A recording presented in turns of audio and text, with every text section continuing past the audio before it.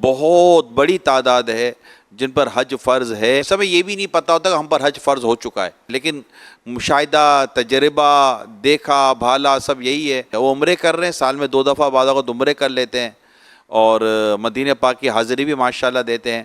لیکن اگر ان سے پوچھا جائے حج نہیں کیا، وہ حج کر لیں اور کسی صورت اگر ان کا جیسے ہے فرض تو فارم بھریں اور یا جو بھی سلسلہ کر کے حج کریں. حج میں اصل مشقت ہوتی ہے، عمرے میں مشقت کم ہوتی ہے، رش بھی کم ہوتا ہے.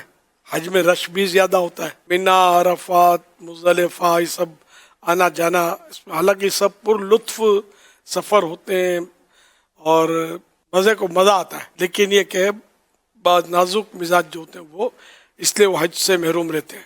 تو یہ ذہن میں رکھیں کہ جن پر حج فرض ہو گیا، یعنی اس کے پاس آنے جانے کا خرچہ ہے اور قرضے میں بھی نہیں ڈوبا ہوا کہ وہ خرچہ اس کا فارغ ہے. پھر یہ کہ اس کے جانے سے یہ بھی نہیں ہے کہ چلو اس کا کاروبار تباہ ہو جائے گا یا کوئی اس طرح کی یعنی کہ رکاوٹیں شرعن نہیں ہیں، اور بھی کچھ شرائط ہیں اس کے رکاوٹوں کے. تو اس طرح یہ رکاوٹ نہیں ہے، اور ایک تعداد ہے اور بھاری تعداد ہے کہ جن کے پاس رقم ہے، آنے جانے کا خرچہ بھی ہے اور 100 کو حج کروا دیں، اتنا خرچہ ہوتا ہے، لیکن خود نصیب کی بات ہے یہ نہیں کرتے. تو جن پر حج فرض ہے اور وہ حج نہ کریں تو ان کے لیے برا خاتمہ ہونے کا خطرہ ہے، بری موت ہونے کا خطرہ ہے.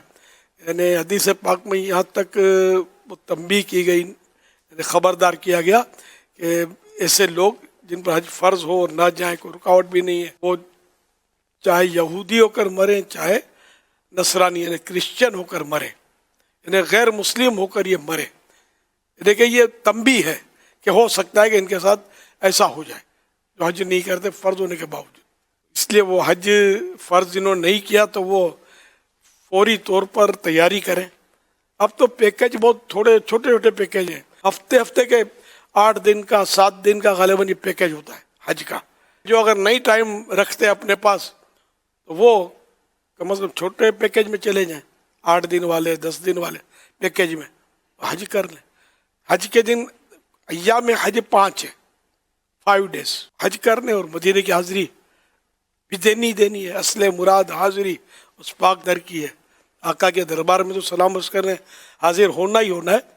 اس لیے مہربانی کر کے جن پر حج فرض ہے وہ اس کو سعادت سمجھیں کہ جنت میں لے جانے والا کام ہے. جنت میں بھی آپ کا اپنا کاروبار چھوٹ جائے گا مگر وہاں پھر وہ کام ملے گا کہ یاد کریں گے آپ.